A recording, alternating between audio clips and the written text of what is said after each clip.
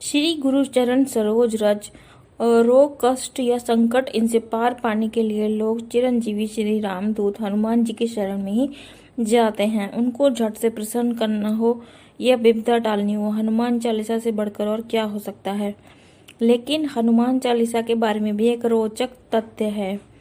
संकट मोचन की आराधना के लिए पढ़ने वाले हनुमान चालीसा की शुरुआत श्री गुरु चरण सरोज रज से ही क्यों होती है।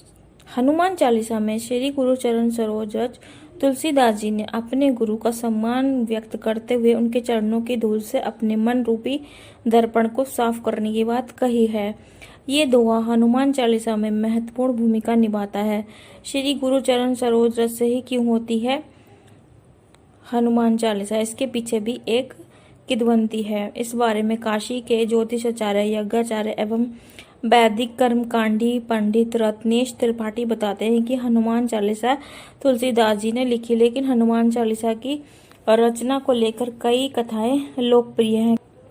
कहते हैं कि तब जब तुलसीदास जी ने हनुमान चालीसा लिखना शुरू किया तो लाख कोशिशों के बाद भी वे लिख नहीं पा रहे थे। 40 छंदों वाले संग्रह हनुमान चालीसा को वह रात में लिखते और दूसरे दिन सुबह होते होते वो मिट जाता था। इस समस्या से वे आजिज आ गए और उन्होंने इस संकट से पार पाने के लिए हनुमान जी की आराधना की।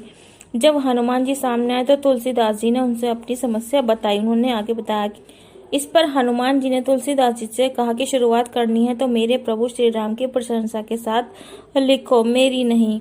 कहते हैं तुलसीदास जी ने हनुमान जी को पहली चौपाई सुनाई जो उन्होंने अयोध्या कांड की शुरुआत में हनुमान चालीसा को शुरू करते हुए लिखा था कि श्री गुरु चरण सरोज रज निज मन मुकुल सुधारी, वर्णव रघुवर विमल जस जो दायक फलचारी। इस दोहे को सुनने के बाद हनुमान जी ने कहा कि मैं रघुवर नहीं हूँ। इस पर तुलसीदास जी ने जवाब दिया कि आप और भगवान श्री राम एक ही हैं, इसलिए आप भी रघु।